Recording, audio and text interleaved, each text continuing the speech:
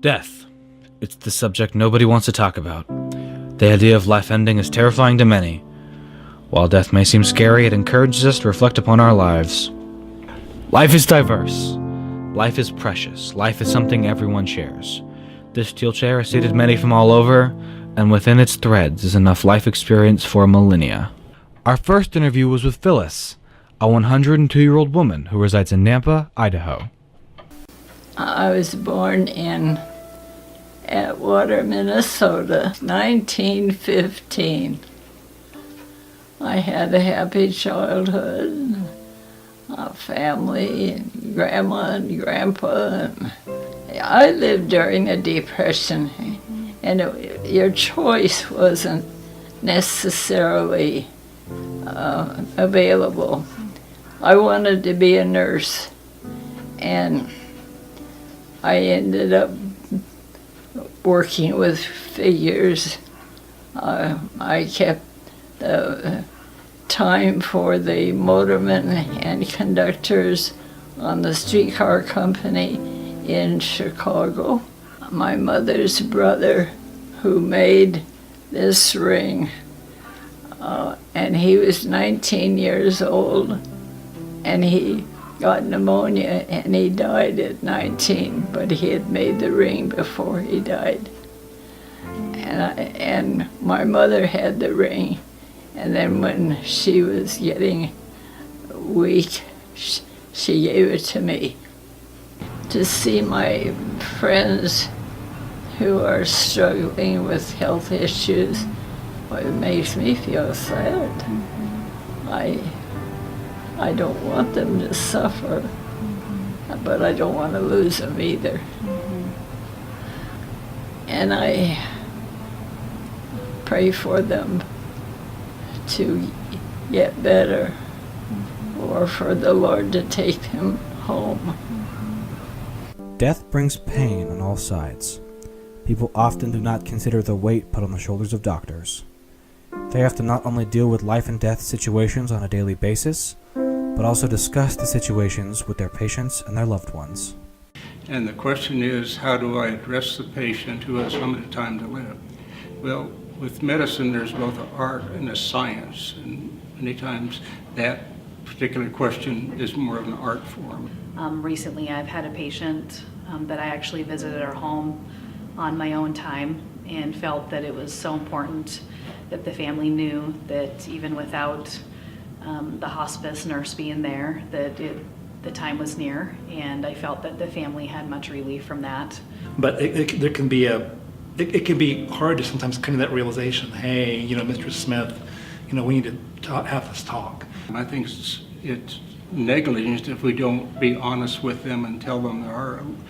We do a poor job as physicians in guessing how much time a person has to live, but we do have an inkling that their time is limited, and I think it's important that we address that so they can get their ducks in order and their last minute items taken care of. And we're all mortal. We forget that sometimes, is that, I can't predict when I'm going to go or to pass, or you or anyone else. But I think if we live with that perspective, or we're in that situation, you're going to focus on the right things and the important things in your life. So when someone receives bad news, what does this do to their perception of life? We talked to Kathleen Little, a 2-time cancer survivor, about this experience. I found out that I had cancer going about 80 miles an hour on the freeway last year.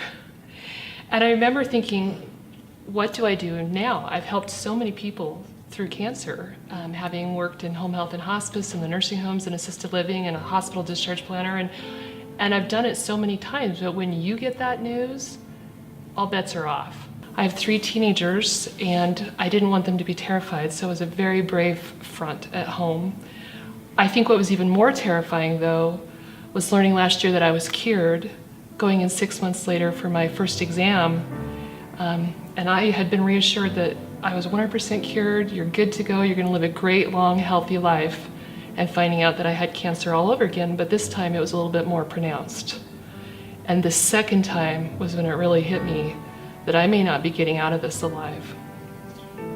It was, the conversation was more serious, and you know, you need to have a mastectomy. It wasn't like, well, this is an option for you, this is what you're going to need to do to save your life. And I didn't really think twice about it. I have a lot left to live for, a lot of people counting on me, so I knew what had to be done. What I didn't know was how difficult it would be. I really just felt a strange amount of peace that whatever the outcome was going to be, that, you know, I was really blessed to have such amazing kids. They're just the best kids. And I married my best friend, and we've been married for 26 years. And I guess my parents have left quite a legacy of what that looks like. And so if it all ends next year, like, it was a good life. So ask yourself, if a doctor told you you had limited time to live, what would you do?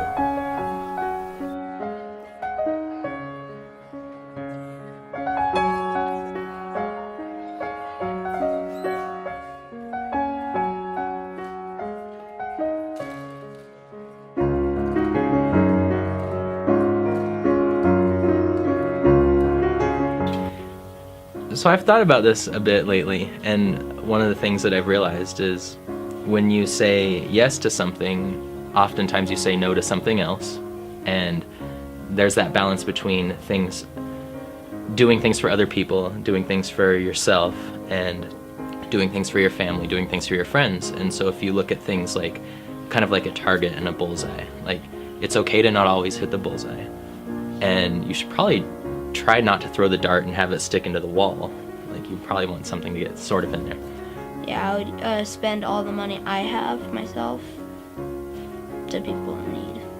I've always wanted to go to different parts of Africa. I've always wanted to see the Middle East. I've just always wanted to go all over the world. India, Asia, Russia, everywhere, really. So anything I could do to make things better for my family and for the community that I value, I would like to do. What I would really love to do is travel and eat foods from all over the world. Well, I think that, no, I know, I would forget about all of my unfinished projects and say time is of the essence, and I would only concentrate on those things that were most important to me. I think I would want to go to a pizza place. First, I'd clean up my house so my kids wouldn't be mad with all our junk.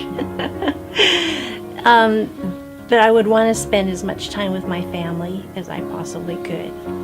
I think I'd take a lot more risks. I'd maybe go skydiving or do something really dangerous that I wouldn't do regularly, because if I knew I only had a little bit of time left, I might as well do something crazy. I've never been to Europe. I haven't traveled too much, so I'd love to take the kids.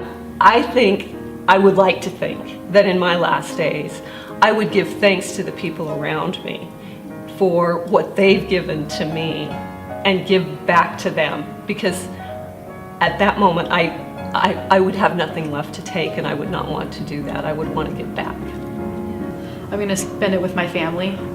I'm going to spend it telling all my loved ones and friends, family, patients how much they've meant to me.